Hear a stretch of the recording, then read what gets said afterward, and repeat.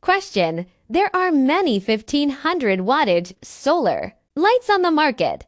Is this true? Answer: impossible. First, we need to know the difference between lumen and wattage. Lumens are typically measured using a device called a photometer or lux meter. The wattage can be calculated using the lumens and LED lighting efficiencies after lumens were known. The calculation process is as follows. Assumed LED efficiency equals 120 lumens per wattage. Measured brightness equals 12,000 lumen, wattage equals 12000. Lumen divide. 120 lumens per wattage equals 100 wattage.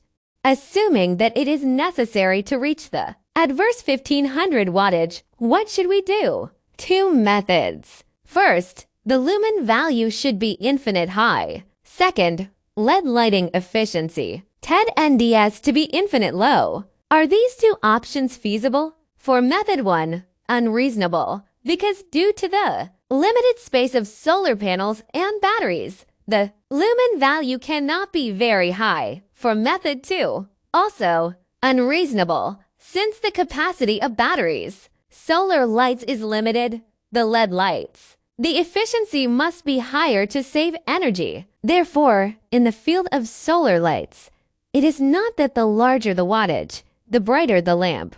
The truth is, the higher the lumen, the brighter the lamp. Question: how to ensure the lumen data is correct? Answer: get a test report.